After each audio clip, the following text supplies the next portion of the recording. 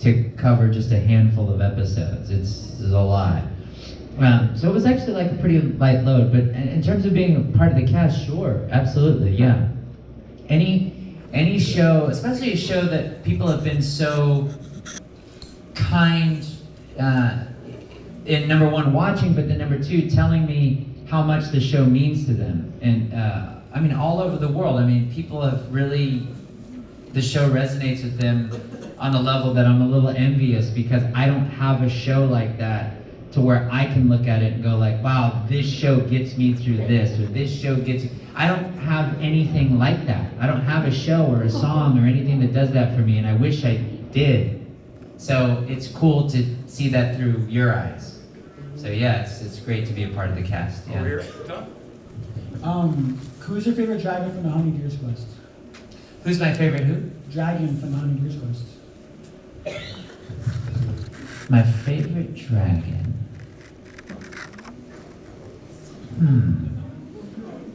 What?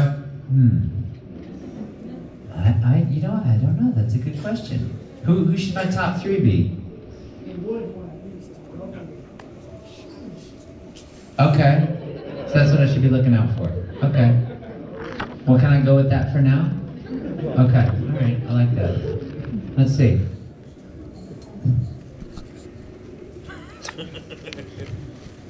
Todd, here you go. Who's better to work with? Vic Magnano, Lucy Christian, or Michael Tatum? Who's better to work with? They're all so different. They're all different flavors.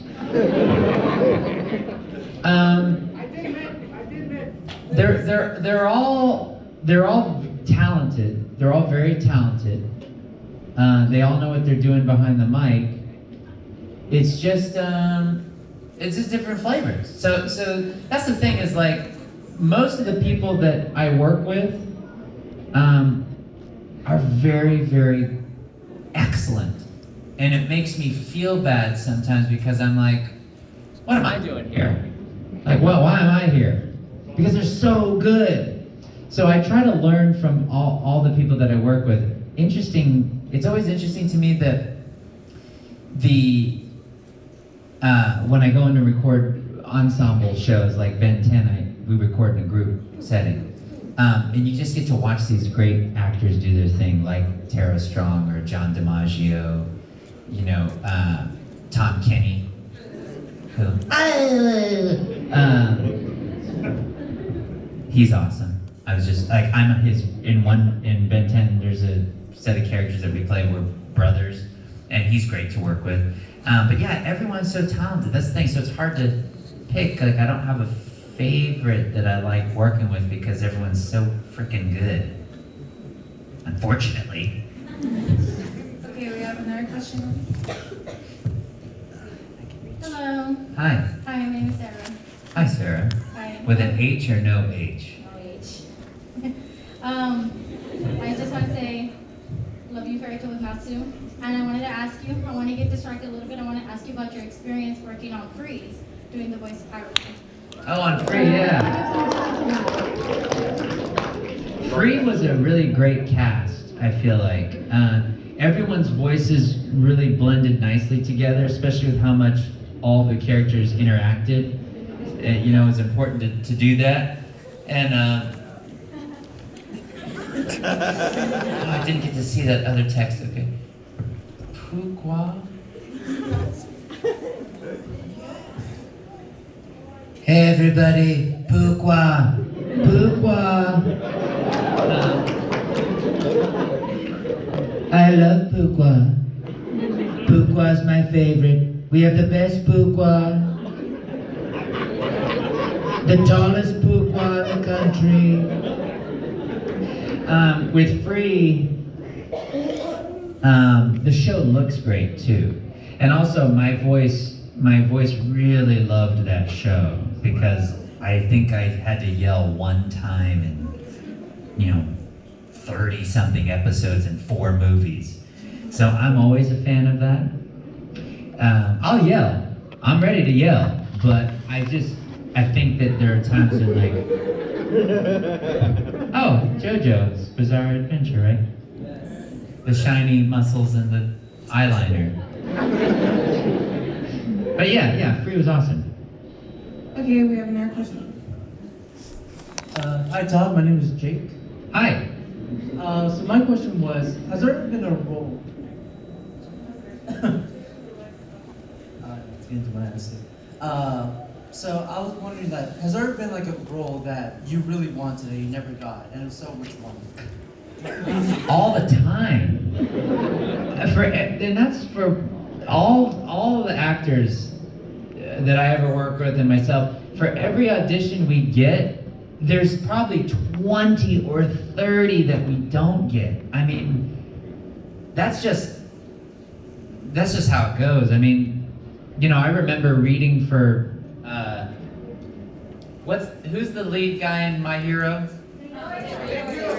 I read for him 3 times.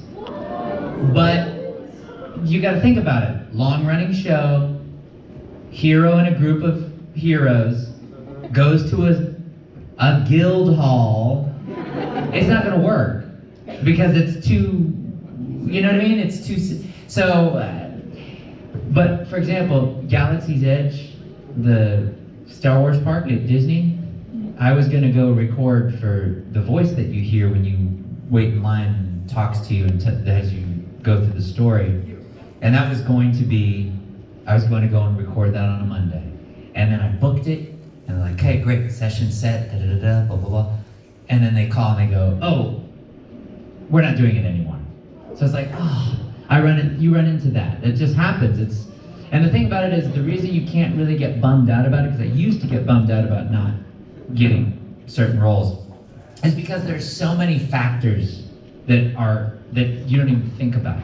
Like when I'm casting a show, I just had an actor do this, be like, oh, well, I guess I didn't get this show. And I'm like, well, but it wasn't because of you, it was because maybe you sounded too similar to this guy here and he's already in the cast and we can't have 2 people sound too close, and maybe we have to record on this day but you weren't available on this day so we had to go with someone else, or blah, blah, blah. There's all these different things. That's what you learn is that there's so many different layers to why things don't happen the way you would like them to in auditions. And so that's helped me get through the fact that for every audition I book, there's 20 I don't. And that happens, like I said, that happens to everybody. And it's just part of the, it's part of the business, unfortunately. I want to get everything. I want to do every single role. Male roles, female roles, grandma roles, grandpa roles, whatever. Infant roles. Ooh, that would be, can you imagine? Now available from Hostess, infant rolls. Like different flavors. You know? Raspberry-filled infant rolls. Now with 100% extra baby. That seems pretty interesting. Okay. Yeah, I mean, we've got, what, 8 billion people on this planet? We really should only have like about 2. So we've got plenty of data for infant rolls. Yeah. As Mike Patton once said, you want it all, but you can't have it. That's right. Faith no more. That's right. Anyway, Good callback. so what was it like, being recording for Pokemon X and Y for your role of Tierno? Tierno, I recorded on both coasts. So I would go out to the Pokemon headquarters at the time in New York and record, but then I would record at my studio in LA also. And it was fun to work on that show because everybody knows Pokemon, so to be a part of it was cool. It was very cool. I played Charon and I played Tierno. With Tierno, I got to use my favorite Pokemon, which is Squirtle. And so that was a lot of fun. But yeah, working with everybody on that show was a blast. I mean, it's definitely not what you think it is, because when you think, like when I go in and when I was working on the last Star Trek movie. Yeah. So go in and I recorded a lot for that movie. You think it's going to be this certain type of setup where, like, this is Bill Shatner. He's going to be in the room with you. No, he's not anywhere near. He's not even in the movie. But you think that in your head. And you're like, oh, I'm going to be on the Enterprise recording this movie. No, you're not. And so when I was thinking about Pokemon, I'm like, oh I'm gonna be there. There's gonna be a ton of Pokemon stuff everywhere, and like I may see a Pikachu, and I may try to steal one. He's gonna come home with me, I'm gonna raise him, and he's gonna escape, and then the government's gonna try to get him because like you have a real Pokemon. And I'm like, I didn't mean to. I was recording there, and I accidentally took him, and they're gonna be pissed because they're gonna find out. So you think all these things, but then when you go and record it, it's like on a little baby TV, like the size of a baby monitor. And I have to look at, like the way that it was like TV's like over here, and I'm having like the mic this way, so I have to be like, kind of glance at it. It's like a weird setup of how they record their stuff. So it's nothing like what you imagine it is. And it's, you know, it's right in the heart of Manhattan, so it's not like a Pokemon ranch where you like pull up and like Bulbasaur's like eating hay and like, the trainers are training in a school and never aging. Like it's not like that. And so, but it was still fun to do. And I like any excuse to go out to New York. I don't want to live in New York, but I like visiting. Yeah. It's like my mom's house. I don't want to live at my mom's house, but I like visiting. That's the face my mom makes when I'm like, Mom, can I come over for dinner? She's like, we thought you moved out. I just want to visit, Mom. And then I dress like that. My mom dresses like, oh. But anyway, let's see. Okay, the next question's over here. Hello, my name is Todd. Hello. How do you get your auditions? How do I get them? I have an agent. I have several agents that send me auditions. I also have people that know me and just call me up and send stuff my way. That's pretty much it. Okay, we have this one. Who do you ship Natsu with?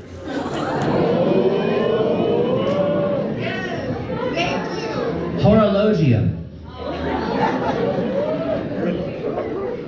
Horologium, he said.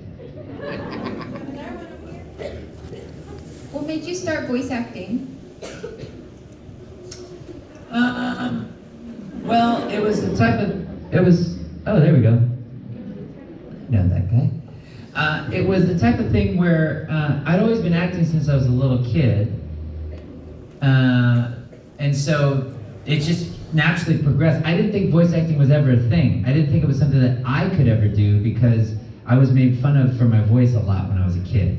And so I was like, well, that's not, I didn't even think, I literally did not know voice acting was a job. I thought cartoons were people that came to work, they did a script, and then Lionel went home. Optimus Prime went to his garage. He came out and did an episode, and then he's like, Autobots, roll out. And then he left and went home. And so, I didn't know it was I may be the only one in this room that didn't know voiceover was a job. I literally did not know it was a career. I had no idea Bugs Bunny. I thought, like, well, I wonder where Bugs lives. He probably lives in some garden somewhere and eats a lot of carrots, clearly. And also coupled with the fact that I was made fun of a lot for my voice, I was kind of self-conscious about it. And so, so I went into stage where I could be anybody but myself. And that turned into film. And then VO came along because my agent was like, well, why don't you audition for this company? There's a company called Funimation. They do a lot of VO in town. Maybe you should try it for anime. And I was like, I don't even know what anime is. And I realized that I had been tricked into watching anime as a kid because I didn't know Voltron was anime. I didn't know Transformers is anime. I didn't know that. I didn't know all that. I didn't know any of that. I just knew that it looked different. Technoman, Guyver, Beavis and but like all sorts of different shows I didn't know. And so when I got in the booth and started working on it, I'm like, wait a minute, that's why the tic-tac-toe on the head, the bloody, that's from anime. And that's where I learned it. And so then I just kept going with it. I just said, okay, well, let's try this VO thing and see where it goes. And some years later, here we are. So I want to go back to those kids that made fun of my voice all those years ago and murder them.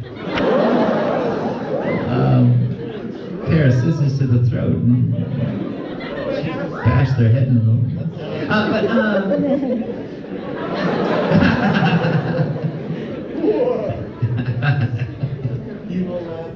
Okay, we have another Evil question laugh. over here. Joker. Uh-huh.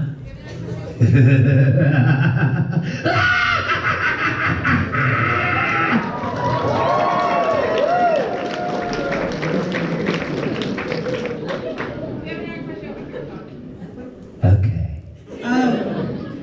So in the battle, the fairy tale royale battle, why couldn't Natsu get out of the guild hall? Did you say the fairy tale L'Oreal battle, like L'Oreal? The Like battle royale. Oh, battle royale. I thought you said, I didn't know that we had a sponsorship of L'Oreal. Why couldn't he get out of the guild hall? Because of the ultimate villain plot. That's why. It wasn't time. Why did Captain Marvel go deal with other planets when Thanos popped up? Plot. So yeah. Sometimes you got the writers there, he's like, oh, my deadline's in 15 minutes. He can't. Like, oh, we'll take it. Okay, we have another question over here. Yeah, I wanted to ask, how do you feel voice acting characters that don't get a second season to their series, much like Hikaru from Ouran High School Book Club? It's funny you should mention that show, because I have some news for you. I don't have any news for you. I wish. Wouldn't that be cool? No, that'd be great to do. Yeah, I don't know what it is. Like a lot of the shows, I have no idea what the reasoning is behind why a show like Ouran doesn't get another season, or a show like Soul Eater gets Soul Eater but not a true Soul Eater sequel. I don't know why. I mean, I suppose, or like Holic. Holic didn't get another season, even though we did Blood Sea, where Watanuki appears in that. We didn't do K. And so I don't know why. I don't know what the decision-making process is. If it were up to me, I'm like that crazy guy that goes into an animal shelter and wants all the animals. So I want second seasons for everything.